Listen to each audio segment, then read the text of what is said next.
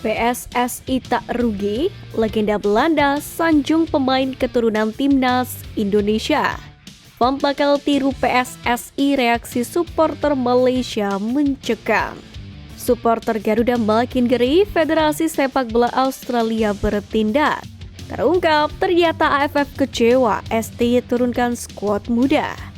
Push like di bawah, lanjut simak informasi selengkapnya sebagai berikut.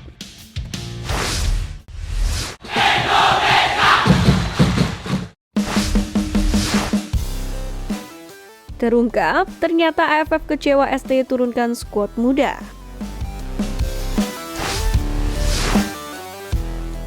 Disampaikan oleh pengamal sepak bola nasional Akmal Marhali, keputusan pelatih timnas Indonesia Sintayong menurunkan skuad dan pemain U22 untuk menghadapi Piala AFF 2024 ternyata disebut membuat pihak Federasi Sepak Bola Asia Tenggara atau AFF marah. Menurut Akmal Marhali, pihak AFF merasa tidak senang dengan keputusan Sintayong yang memilih menurunkan pemain-pemain muda. Kemarin, pihak AFF itu terkuak ketika mereka melakukan tur trofi Piala AFF 2024 yang sempat singgah di Jakarta, tepatnya dalam acara yang berlangsung di Atrium F1 FX Sudirman pada Sabtu 2 September 2024. Menurut Akmal Marhali, kemarin pihak AFF ini tak terlepas dari anggapan bahwa timnas Indonesia menurunkan standar Piala AFF 2024 karena memilih menurunkan skuad U22 alih para pemain utama yang senior.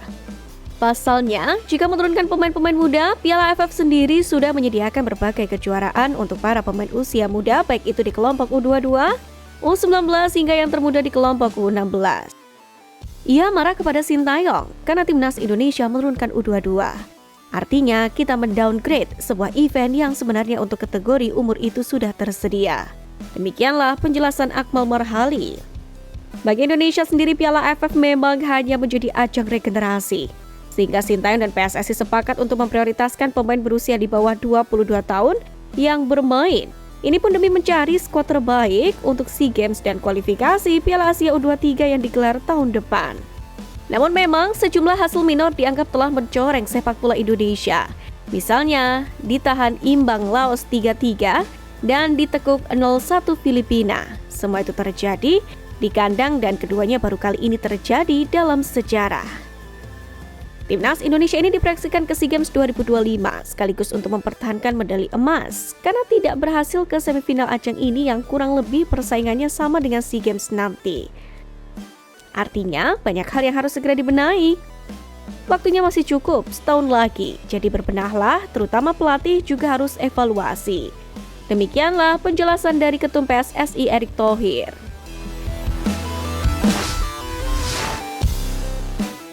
Supporter Garuda makin ngeri, Federasi Sepak Bola Australia bertindak. Seperti yang kita tahu, supporter Garuda memang menjadi salah satu fans fanatik di dunia. Mereka siap memberikan dukungan para pemain dengan semangat yang tinggi. Hal ini pun membuat Federasi Sepak Bola Australia atau Football Australia dikabarkan akan membatasi jumlah supporter timnas Indonesia yang hadir di stadion. Kami akan membatasi kuota pendukung Indonesia. Animo mereka tinggi. Kami juga pastikan yang memenuhi stadion hanya supporter Australia. Ucap salah satu seorang Federasi Australia dilansir dari laman Football Australia. Memang diketahui jelang laga kontra Australia ini sebanyak 3.250 supporter dikonfirmasi bakal memberikan dukungan langsung kepada pasukan Sintayong. Jumlah itu jelas sangat luar biasa mengingat jarak Indonesia antara Australia sendiri mencapai 5.496 km. Itu artinya jika menggunakan pesawat, para supporter pun harus menempuh waktu kurang lebih 7 jam perjalanan. Jika benar pembatasan dilakukan oleh Federasi Australia, tentu hal ini menjadi sebuah kerugian bagi timnas Indonesia. Apalagi ini pun menjadi laga yang berpotensi skuad Garuda merengkuh poin. Pasalnya, Merah Putih berhasil menahan imbang Australia di laga pertama di SUGBK. Hasil itu jelas menjadi modal bagus bagi Jesus dan rekan-rekannya jelang bersua dengan The Socceroos. Meski diprediksi bakal jadi laga sulit, namun para pemain timnas Indonesia dipastikan bakal tampil habis-habisan demi menjaga asa untuk lolos ke babak berikutnya.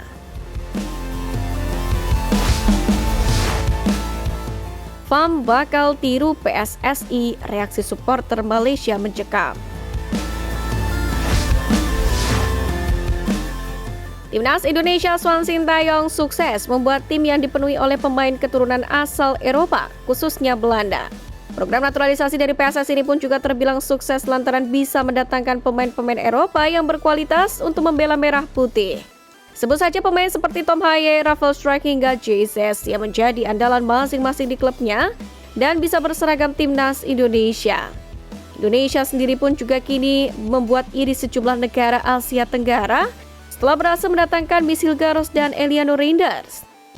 Rupanya kehadiran pemain keturunan pun juga berpengaruh besar terhadap performa dan prestasi dari Timnas Indonesia, seperti memberi kejutan di Piala Asia 2023 dan Piala Asia U23 2024. Tim Garuda pun juga mencatatkan prestasi sebagai satu-satunya tim Asia Tenggara atau ASEAN yang lolos dan berjuang di putaran ketiga kualifikasi Piala Dunia 2026 zona Asia. Apa yang dikerjakan Timnas Indonesia sendiri rupanya menginspirasi Federasi Sepak Bola Malaysia atau FAM yang tengah berbenah dengan melakukan revolusi di skuad Harimau Malaya.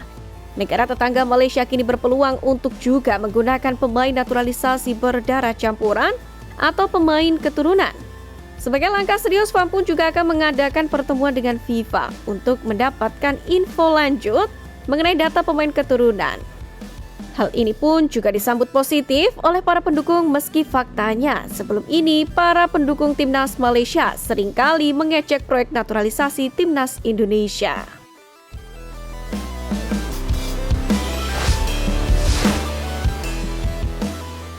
PSSI tak rugi, legenda Belanda sanjung pemain keturunan Timnas Indonesia.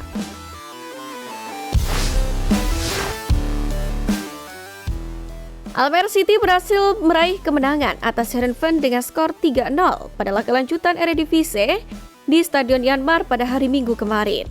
Kemenangan atas Heerenveen sendiri sangat spesial karena tepat terjadi setelah Almere City resmi memecat pelatih Herwijs Maduro.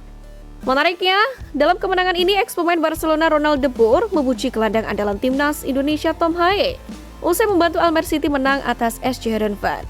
Tom Haye misalnya belum pernah berlari sebanyak itu sepanjang hidupnya. Sesuatu terjadi pada tim itu. Mereka tentu saja merasa bertanggung jawab atas pemecatan pelatihnya. Mereka tetap ingin menunjukkannya kualitas, kata De Boer dalam program ESPN. Lebih dari itu, Ronald Boer sendiri mengungkapkan bahwa para pemain Almere City telah menunjukkan profesionalitas dalam keadaannya yang sangat sulit. Sebelumnya, Maduro sendiri memang sempat membuat Tom Haye merasa sangat kesal karena keputusan untuk menyimpannya di bangku cadangan. Padahal, Tom Haye merupakan salah satu pemain terbaik yang dimiliki oleh Almere City dan selalu memberikan kontribusi.